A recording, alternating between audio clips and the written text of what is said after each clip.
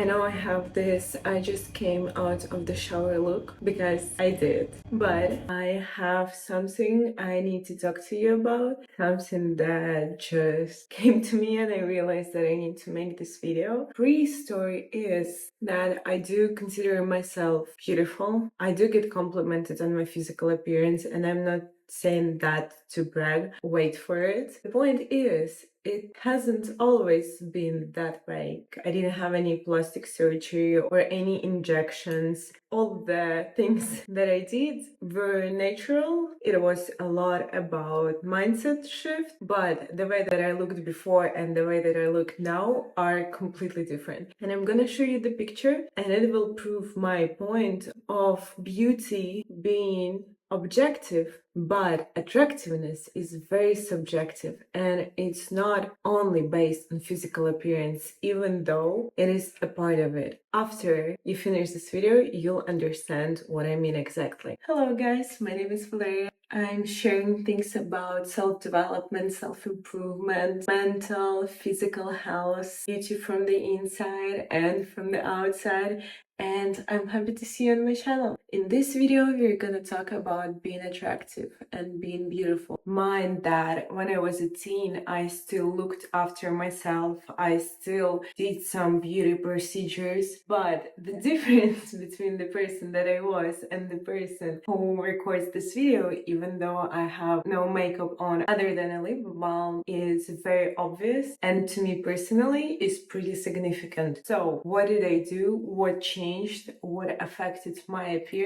And it's not just my appearance, it's not just a subjective opinion, it's honestly the way people perceive me as well. I've noticed a big change comparing to how I was 3 years ago. Funny thing, important note is I was doing therapy since I was 18 or 19, somewhere in between. And I was doing therapy for 3-4 years. And after I found out this key to being attractive instead of just beautiful, no matter what way I was in, no matter whether I looked messy and wore hoodies with jeans or dresses, I received the same amount of attention if I did that magic trick that I'm gonna share at the end of the video that I've learned. I'm not gonna give you an easy pill. I'm not gonna give you a quick fix for this one, but this video might forward you in the right direction if you're very self-conscious about the way you look, if you have a lot of insecurities about the way you look. Let me tell you, your appearance plays like 15-20% in the whole scope of being attractive. Let's start. So one of the first things I realized, the picture that I showed before was just about when I started university. Thing that I realized that beauty can be bought. And once again, I don't mean injections, but a lot of girls, they are not beautiful. They're just well put,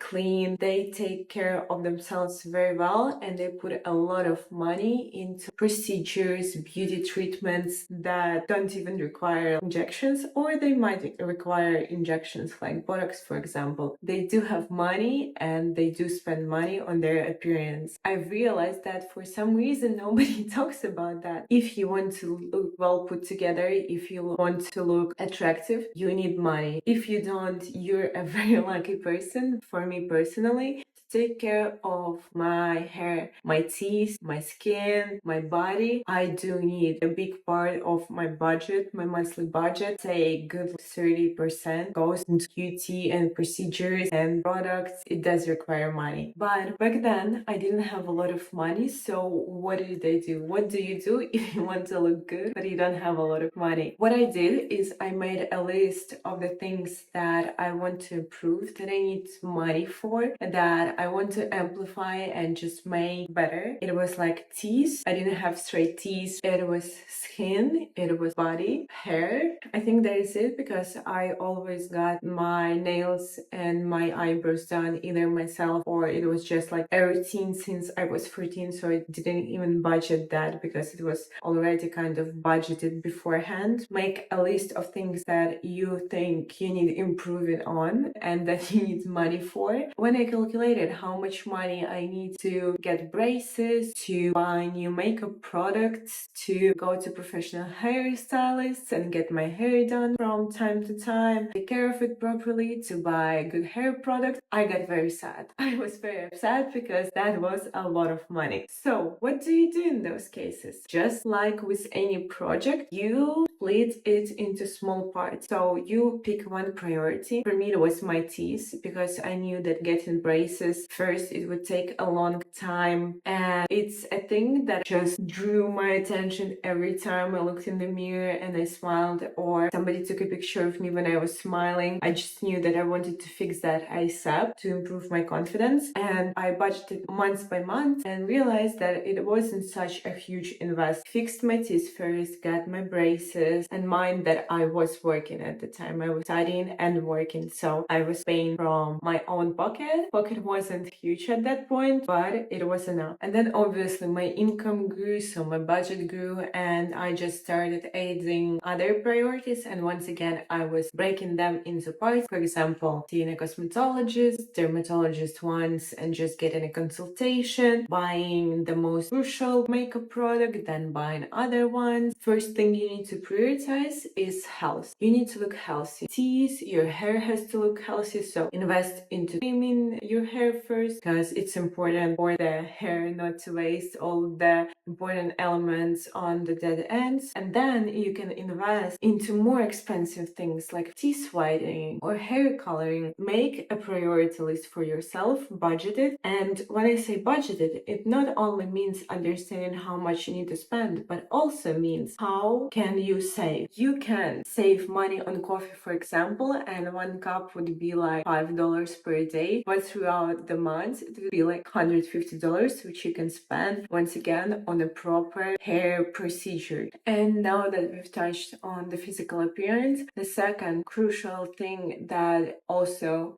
required a lot of money but is very important is my energy and mental state. The way you carry yourself, your gestures, the way you talk is very much based on your inner state. So before I started therapy, before I was working on my internal self, the way I walked was like this.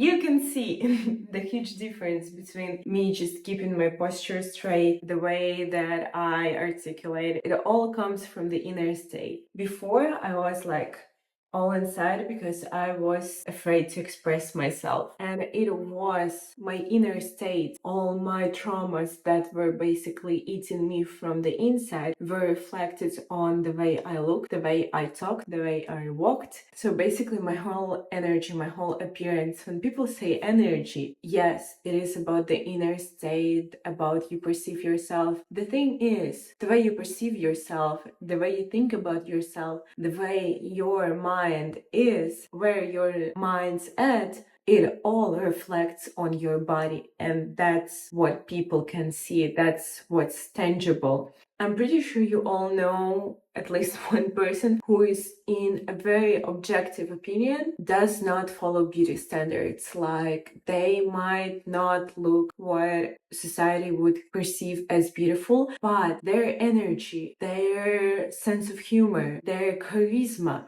is so alluring, so attractive, that they're just irreplaceable. You want to be around them because you feel more charged around them. That what energy is. And where does it come from? This light and playfulness, it comes from a peaceful mental state. It comes from the peace inside. What I've noticed a lot, and that is a tip I was gonna save till the end, but I'm sharing it now because that's just how my process is going, and I'm just letting it go. I'm letting it flow. What I've noticed is that if I'm in a very resourceful state, so I'm relaxed, I'm energized, I slept well, when I'm in a good mood, like I'm very happy with myself, with the way I look, and mind, it's never about the way I look, it's about how I perceive myself. If I'm very happy with that, people are drawn to me much more than when I'm in this grumpy, unhappy state and I just don't want to do anything, don't want to see anyone. Another huge part is taking care of yourself. And by taking care of yourself, I don't mean makeup products. I don't mean buying expensive stuff for yourself. What I mean is treating yourself as a very important person to you, as a person who you love a lot and you care about. It's, for example, taking care of your sleep, making sure you sleep well, prioritizing your well-being over what society tells you.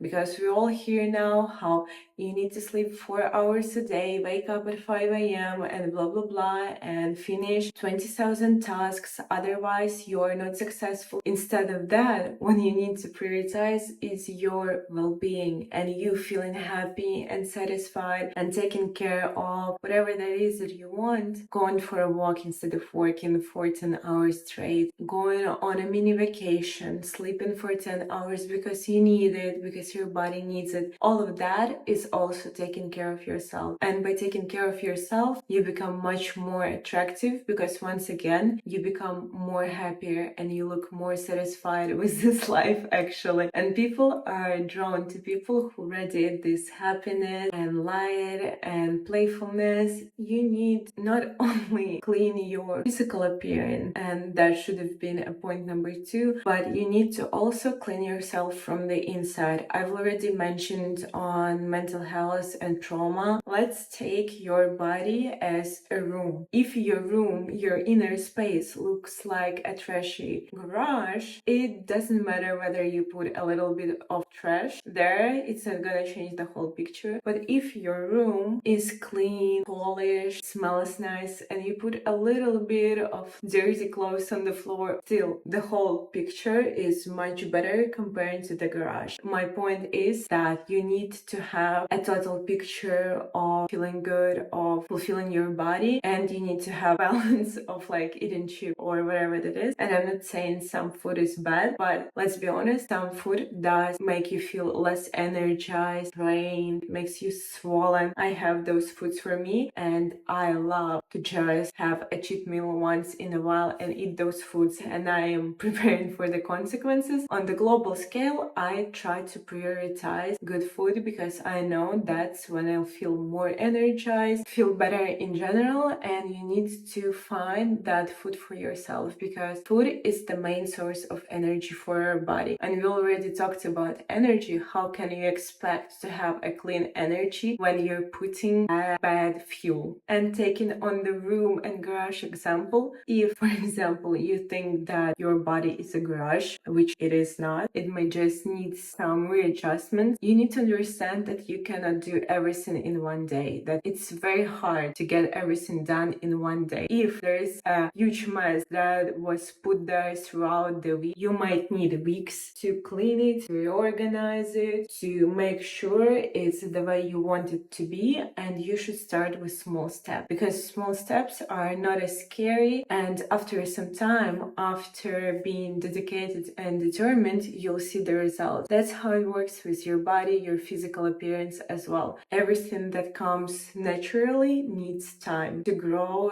to build a foundation that you'll be able to remain for a while. And last point is, in order to become happy, in order to look more beautiful, you need to get rid of everything that makes you ugly. And you're gonna be like, what? That makes sense, but it kind of doesn't. Well, let me explain. What I've realized throughout my change and my growth is that external circumstances do affect your inner state a lot. The place that you live in, the people who surround you, the society, the country, whatever that is, it affects your inner state a lot. And you cannot heal in a place that keeps hurting you. I know it might sound very easy, but that is something that is very hard to do. But you need to write down things like, for example, people, food, circumstances, surroundings that are making you feel ugly, making you feel bad, making you feel unhappy with yourself, or just hurting you. And you need to start slowly, as much as you can, removing those things from your life or those people. And that, once again, over time, will